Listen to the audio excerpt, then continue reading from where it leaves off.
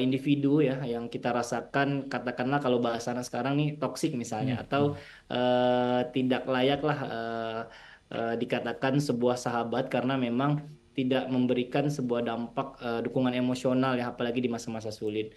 Nah, hal tersebut apa yang bisa kita lakukan? Tentunya kita fokus saja kepada diri kita sendiri. Bagaimana kita bisa memberi dukungan emosional di masa sulit, walaupun orang tersebut tidak memberikan impact terhadap kita sendiri. Nah, sehingga apa? Sehingga dengan kita memperdulikan diri kita sendiri, nantinya juga kita akan membuat sebuah apa ya, seleksi lah, seleksi alam, hmm. bagaimana hal tersebut juga tidak menjadi permasalahan di dalam pikiran kita ketika individu lain atau orang lain juga tidak memberikan impact secara dukungan di masa-masa sulit kita. Hmm, Tetapi kita memberikan sebuah timbal balik kepada orang lain, peduli terhadap orang lain tanpa mengharapkan imbalannya, bahasa bahasa ringannya seperti itu, Mas hmm, Yudi. hmm.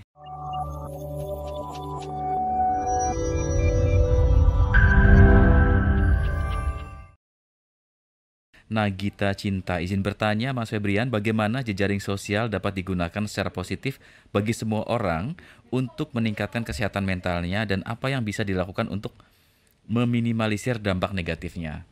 Mungkin bisa disampaikan kembali apa yang tadi sudah disampaikan Mas Febrian ya. Ya, oke. Bagaimana jejaring sosial ini bisa berdampak positif ya bagi lingkungan sekitar kita. Nah, yang paling penting sekarang diingat adalah bagaimana sebuah persahabatan ya atau sebuah jaringan sosial ini bekerja dua arah. Jadi, selain kita atau teman-teman akan mendapatkan keuntungan nih ketika mengalami masalah emosional tentunya, tetapi kita juga harus membantu, dan inilah yang paling penting tentunya. Bukan berarti kita hanya menerima nih bagaimana sahabat kita hadir ketika kita mengalami sebuah permasalahan emosional misalnya, atau juga ketika kita menghadapi permasalahan-permasalahan yang kita alami ketika kita berada di lingkungan sosial misalnya. Tetapi kita juga harus peduli nih. Ada satu hal yang paling penting yang harus dimiliki oleh kita sebagai individu ketika berjaring sosial, yaitu empati, di mana kita juga harus bisa paling tidak merasakan apa yang dirasakan orang lain. Nah, dengan begitu tadi kita akan berjejaring sosial secara positif dan mengurangi juga bagaimana jejaring sosial secara negatif. Nah, tentunya bagaimana kita berempati ini sebuah hal timbal balik ya, atau sebuah hal interaksi dua arah ya, secara positif tentunya.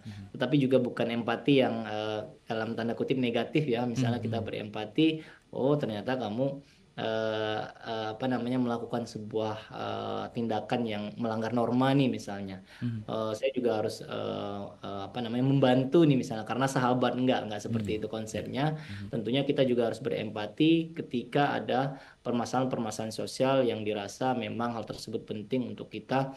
Bagaimana mendengar, tentunya mhm, mendengar, kemudian melihat, dan bagaimana kita menawarkan paling tidak sebuah bantuan, mhm. mendengar apa yang sedang dirasakan dan apa yang ingin dikatakan oleh individu, khususnya apalagi sahabat kita sendiri. Seperti itu, Mas. Baik. Ada 2 pertanyaan yang mungkin ini, arahnya ke hal yang sama ya, Mas, ya. Hmm. Ada pertanyaan dari Bayu Brawijaya dengan Queen Cha ya. Saya Hmm. izin bertanya, Tisa, halo Tisa, izin bertanya gimana sih caranya menangani teman yang problematik tanpa harus menjauhi orang itu dan tanpa merusak pertemanan? Karena sudah diomongin baik-baik tapi tetap tidak bisa katanya Mas. Kemudian ini dari Bayu, izin bertanya apa yang sebaiknya kita lakukan ketika merasa persahabatan mulai toksik atau tidak sehat bagi mental kita? Gimana nih Mas? Ya, oke. Bagaimana ya untuk menjauhi? Tentunya konsep yang memang dari psikologi sendiri ya menyebutkan bahwa kita memang tidak bisa merubah apa yang orang lain lakukan secara signifikan. Yang bisa kita rubah tentunya siapa? Yaitu diri kita sendiri. Nah, jadi hal ini juga berlaku nih pada sebuah jejaring sosial, di mana ketika kita melihat ada sebuah atau individu ya yang kita rasakan, katakanlah kalau bahasanya sekarang nih toksik misalnya, Hmm, atau hmm, tidak layak lah dikatakan sebuah sahabat karena memang tidak memberikan sebuah dampak dukungan emosional ya, apalagi di masa-masa sulit. Nah, hal tersebut apa yang bisa kita lakukan? Tentunya kita fokus saja kepada diri kita sendiri. Bagaimana kita bisa memberi dukungan emosional di masa sulit, walaupun orang tersebut tidak memberikan impact terhadap kita sendiri. Nah, sehingga apa? Sehingga dengan kita memperdulikan diri kita sendiri, nantinya juga kita akan membuat sebuah apa ya, seleksi lah, seleksi alam, Mhm. bagaimana hal tersebut juga tidak menjadi permasalahan di dalam pikiran kita ketika individu lain atau orang lain juga tidak memberikan impact secara dukungan di masa-masa sulit kita. Mhm. Tetapi kita memberikan sebuah timbal balik kepada orang lain. Peduli terhadap orang lain tanpa mengharapkan imbalannya, bahasa bahasa ringannya seperti itu Mas Mhm. Yudi. Mhm. Eh, Sehingga nanti individu atau sahabat yang memang bisa memberikan kita sebuah jaringan sosial yang kuat akan terseleksi sendiri, tentu seperti itu. Oke. Ada seleksi alam juga ternyata Mas ya. Dan Ya, oke. Oh, ini iya, mungkin satu pertanyaan terakhir nih karena waktunya kita tinggal beberapa menit lagi dari Dinda Zentian izin bertanya, Kak, bagaimana menghindari pertemanan yang sudah tidak balik baik lagi untuk kita tetapi pertemanan yang sudah terjadi lama. Oh, ini mungkin tadi ya sudah terjawab di penjelasan sebelumnya ya. Kalau gitu mm, Jelly Fikasari izin bertanya, apakah peran teknologi dalam membentuk jaringan dukungan sosial di era digital ini lebih efektif memberikan dukungan psikologis atau malah berpotensi menambah ketegangan atau konflik? Ini juga tadi sudah sepintas dijelaskan oleh Mas Febrian ya. ya. Ada Lara Pramesti. Pak izin bertanya bagaimana cara menghadapi teman yang sering menyakiti perasaan kita akan tetapi dia tidak sadar kalau dia salah. Ini juga sudah terjawab tadi ya sebelumnya.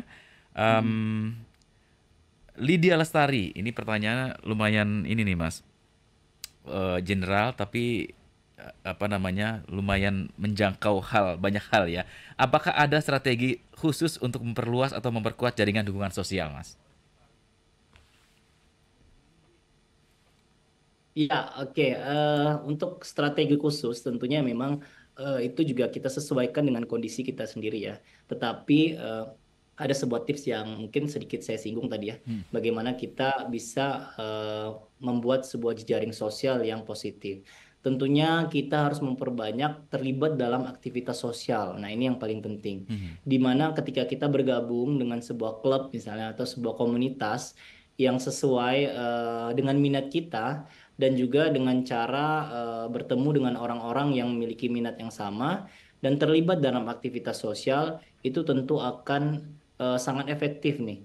Sangat efektif membuat jaringan sosial yang baik. Karena apa? Karena aktivitas sosial tersebut juga merupakan sebuah tindakan yang positif ya, di mana kita juga membantu orang lain ketika dalam fase-fase sulit. Dan ini tentunya akan mempertemukan kita juga dengan berbagai orang yang juga tadinya memiliki jaringan sosial yang positif. Kemudian yang kedua juga kita harus lebih peka menjadi pendengar yang baik nih. Hmm. Karena apa? Karena memang ketika pepatah mengatakan ya bahwa Tuhan menciptakan dua telinga Hmm. dibanding satu mulut, Mulut. berarti kita memang juga lebih banyak dua kali lipat mendengar nih daripada berbicara sebenarnya. Nah, ini juga tips yang bisa menjadi jejaring sosial kita bertambah di mana ketika kita menjadi pendengar yang baik, kita juga menjaga hubungan yang ada nih dan merawat hubungan yang ada sehingga nanti pada akhirnya pikiran menjadi positif karena banyak perspektif yang kita dengar dari orang lain dan tentu juga akan berpengaruh pada diri kita sendiri. Tentunya itu tadi Mas Yudi.